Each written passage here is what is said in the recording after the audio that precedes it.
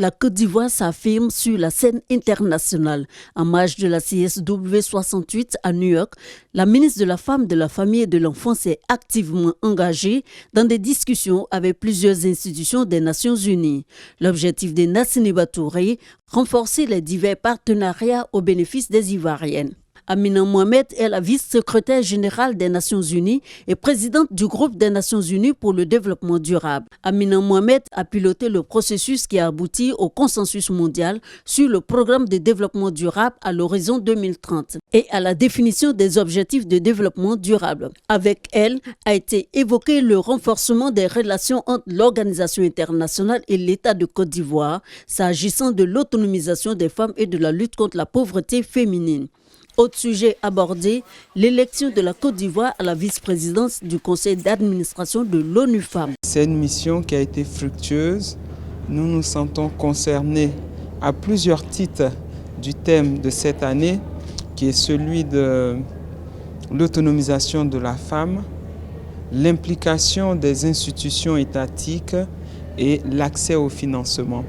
Et cette rencontre, cet engouement s'explique du fait de l'amélioration de la condition féminine en Côte d'Ivoire ces 10 dernières années. Et cela a été possible, bien entendu, sous l'égide du président de la République, son Excellence, M. Alassane Ouattara. La ministre Nassini Touré a été également reçue par Bineta Diop, envoyé spécial de l'Union africaine pour les femmes, la paix et la sécurité. Et Jenny Keita, directrice générale adjointe de UNFPA, Fonds des Nations Unies pour la population. Avec elle, ont été évoquées des questions liées aux droits des femmes en Afrique, notamment en Côte d'Ivoire, l'implication des femmes dans les résolutions des conflits et le maintien de la paix. Faire des échanges gagnant-gagnant avec nos sœurs du monde et d'ailleurs, et je pense que on est sur la bonne voie et je suis convaincu, bien entendu avec la volonté politique qui s'affiche, que la condition de la femme va aller de mieux en mieux. À travers la ministre de la Femme, de la Famille et de l'Enfant, Nassini Touré, toutes ces personnalités ont félicité le gouvernement ivoirien pour la prise de diverses mesures et initiatives en vue de la protection des droits des femmes et des filles.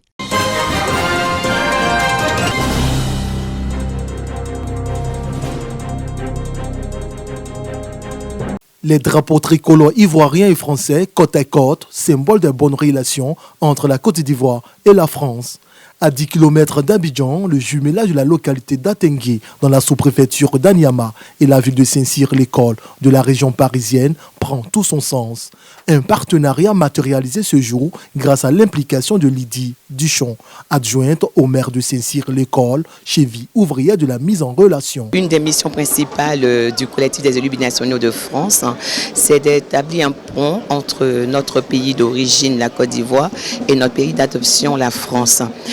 En ce sens, nous recevons des sollicitations de diverses collectivités, dont la demande de Marcel Djessou, qui à l'époque n'était pas encore le chef du village, mais qui était de la génération qui allait monter au pouvoir et qui m'avait sollicité pour qu'on puisse voir dans quelle mesure une collectivité française pouvait intervenir au niveau du village d'Atingué.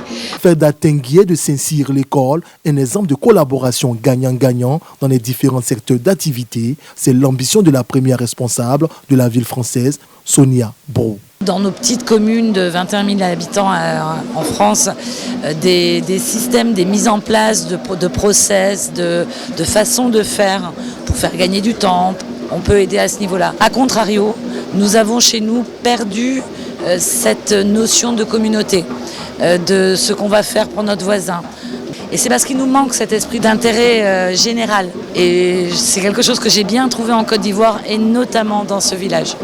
Entouré des fils, filles, autorités religieuses et préfectorales, le chef du village d'Atengué mise sur ce partenariat pour booster le développement de sa localité. Sur le plan culturel et sur le plan organisationnel, nous avons des valeurs que nous pouvons communiquer aux grandes nations, tout comme elles peuvent nous apporter des éléments de développement, c'est-à-dire aider à la construction soit d'un établissement, d'un collège. Ces soutiens peuvent se faire aussi. Atengué est le premier village ivoirien jumelé à une ville française.